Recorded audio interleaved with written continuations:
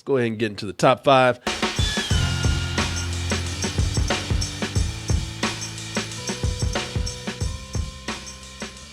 Martin, what is the number 5 movie? Last Christmas. Martin, Gave you you my heart. would be correct. There it is. Last Christmas weekend gross is $6.7 million. And this has been out for 2 weeks, so it has a total gross of $22.6 million. That's on a budget of $25 million, so I guess that's not really a good thing. Internationally, it added $8.6 million, so I guess overall, if you take international, he has $13 million overseas for a total overall of $35.5 million. You see this? No. There were a lot of films that we missed because either I was out of town or just movies were conflicting with each other. Yeah. All right. I don't even know what this is, man. I thought And you know what? Okay, like you had the Bruce Springsteen movie and the Beatles movie. Yeah. Well, this is one for George Michael. Except What it's a romantic comedy that's all based around the music of George Michael. Oh, geez. Yeah, they need to stop. Yeah. They got lucky with Yesterday. Uh-huh. Are they trying to make this a trend? I think so. They're going to make one about like a f***ing Indian dude that likes Boy George and shit. Iranian dude that likes Boy George. In the Culture Club. Yeah, they want to stone him to death because homosexuality. He likes to dress up, Come a chameleon. Run. What'd you say, run? This is going to be a very short-lived trend, man. Yeah. All these, what would you even call these movies? I don't know. They're sort of jukebox movies. Yeah. All right, let's go ahead and get into the number 4 movie. Martin, what you got? Playing with Fire. Martin. Now, on fire. You're right.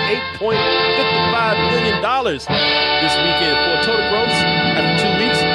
Not far behind from that other movie. $25.4 million. That's on a budget of $30 million. This looks like it's not doing that well either. They were neck and neck last week. The biggest thing was, I think last week they expected the other movie, Last Christmas, to do better than this, and it didn't. But yeah, they're pretty much right on each other's tail. Yeah, it's starting to open up in other places, and I bet these other countries don't want to see that shit either. So that trailer looked terrible. Oh, it looked like the worst. And I didn't go see the movie not because I was like, man, I ain't seeing that shit. I just had something to do that morning. Okay. Oh, it was showed in the morning? It was a Saturday morning screening. Oh, yeah. This is the one with John Cena who's hanging around with a farting toddler or something. You know, yeah. Got it. All right. Oh, this is a controversial one. Oh, yeah. Number 3. Charlie's Angels. Charlie's Angels. Pretty much bombed. Yeah, turns out nobody was interested. No, I want to talk about this for a second. I could have told him that, but nobody asked me. And I figured this is exactly what was going to happen with this movie. Charlie's Angels weekend gross is $8.6 million, and that is on a budget of $48 million. The budget's not even that high, $48 million. And it's too high though still. Yeah, because nobody wanted to see this shit. And I want to talk about this for a moment because now here comes Elizabeth Banks, and she's trying to play the female card on why this movie bombed. Oh. She's saying it's because, no one wants to give female movies a chance. Oh, And, yeah, go look at Star Wars and see what they're doing with that. Star Wars has a female lead because people want to see Star Wars. Yeah. Star Wars is relevant. There's so many miscalculated moves with this Charlie's Angels film right here. Yeah. This is the last thing that people should be talking about, that it's a woman thing, that it failed. Elizabeth Banks, this is from Digital Spy. Elizabeth Banks didn't just star in the modern reboot of Charlie's Angels. She also wrote and directed it too, which means she is definitely not here for people criticizing her for updating the movie for a new generation. Speaking to it's a WSJ magazine. The star had the best comeback to people who are complaining about her new movie marketing another chapter in the Charlie's Angels universe. Here she is now. I guess it's supposed to get people to cheer, but she says, now this is bullshit. I'm going to tell you right now, it's pure bullshit. She says, you've had 37 Spider-Man movies and you're not complaining. I think women are allowed to have 1 or 2 action franchises every 17 years. I feel totally fine with that. Oh, then they say this here. Oh, she went there. She didn't go nowhere with that shit. Yeah. That is nonsense, all right? don't try to pull the woman card on this, the feminist card, because no one was complaining about. This is the one thing that people would not complain about women being in here, because it's Charlie's Angels. I mean, if you're complaining about women being in Charlie's Angels, you're fucked up. You know what Charlie's Angels need? More dick. I can see some people even arguing that, man, you know, people want to talk about fairness. We're going to get our male Charlie's Angels. Nobody wants that.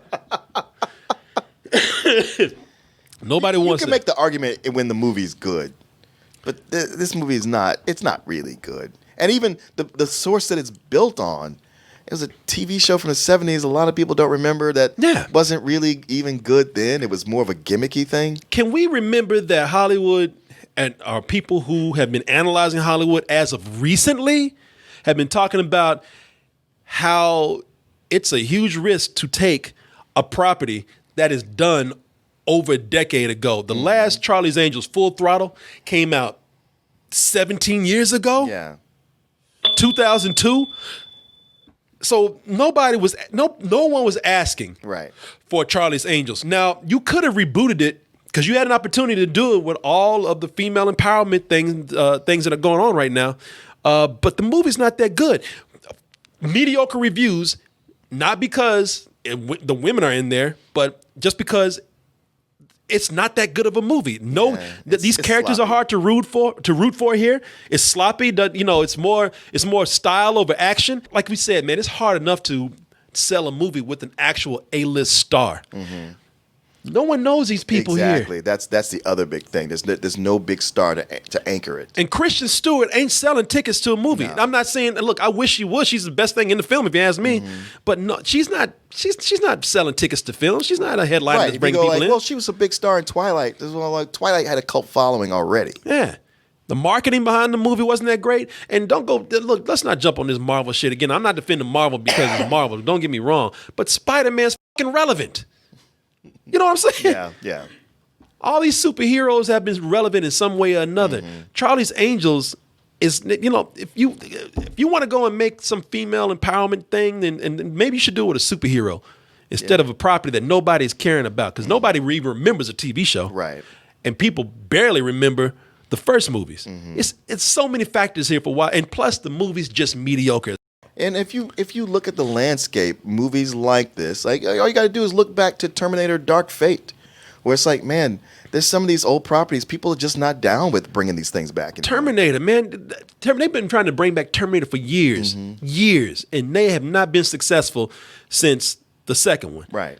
Now, maybe some had money, but none of these have been critical successes afterwards, and now they're not even financial successes.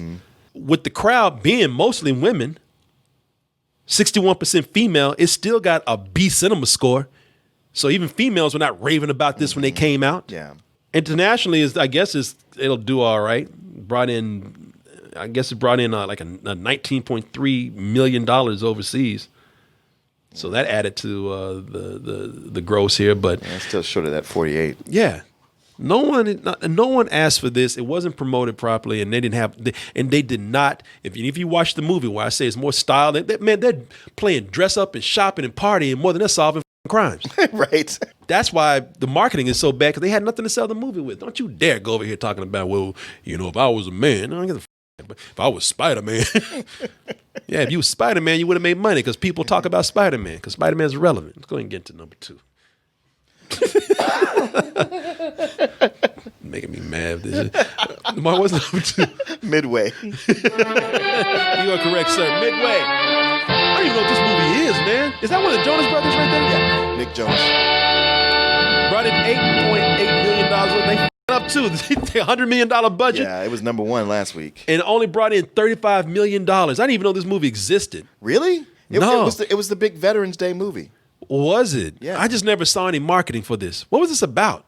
The Battle of Midway, with the response after Pearl Harbor. After Pearl Harbor, it was attacked, which they opened with that. The Battle of Midway was a big turning point in the war against Japan in World War II. Okay, how was it? It's okay. Okay. I mean, it's a mix, because some stuff is good. The battle stuff is great. Most of the actors are just okay. It's a lot of just like white guys all over the place, to the point where you almost kind of lose who is who. Nick Jonas overdoes his Italian accent. He had an Italian accent. Yeah, like a Brooklyn Italian accent. The He main looks like Luigi right there. yeah, he kind of is. Like he's even got one of those names. But the big thing, probably the character who gets the most screen time is Ed Skrein.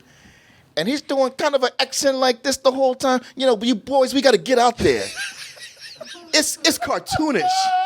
Like we were talking about Chris and I were talking about how you get some British actors they nail that American accent that when you find out they're British, you're like, what?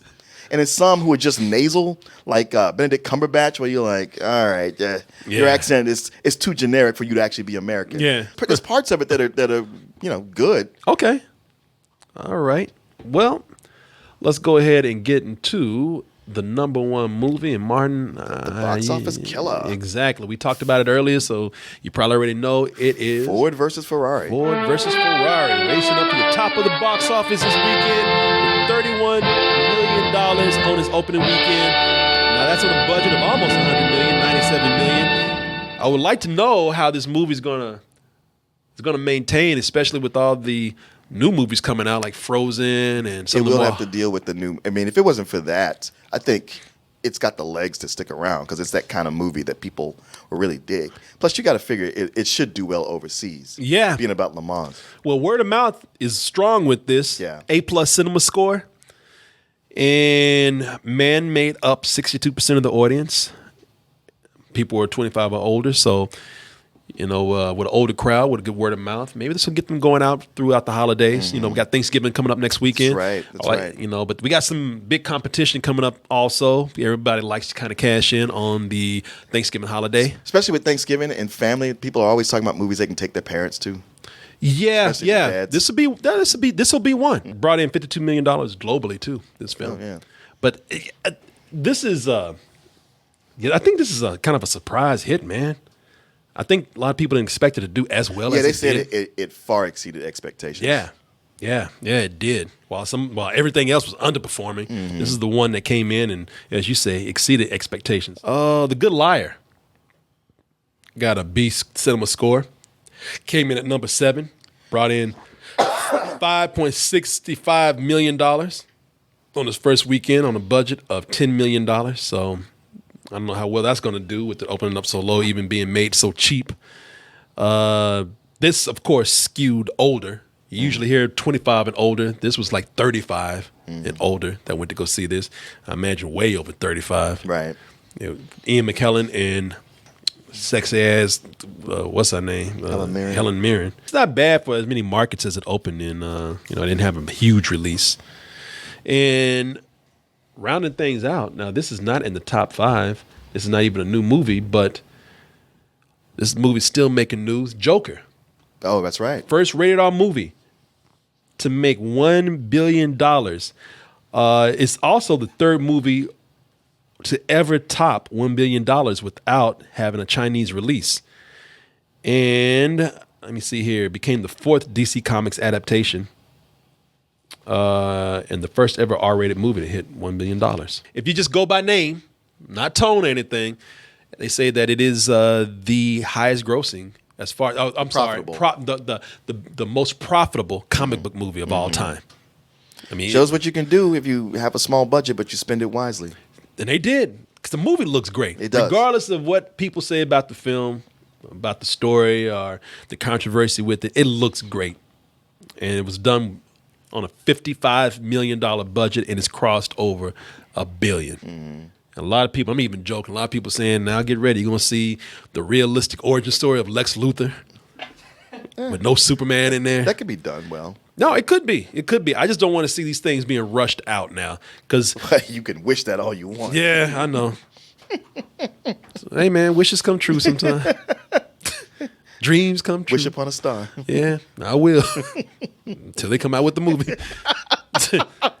Star, you did nothing. You need to listen to me.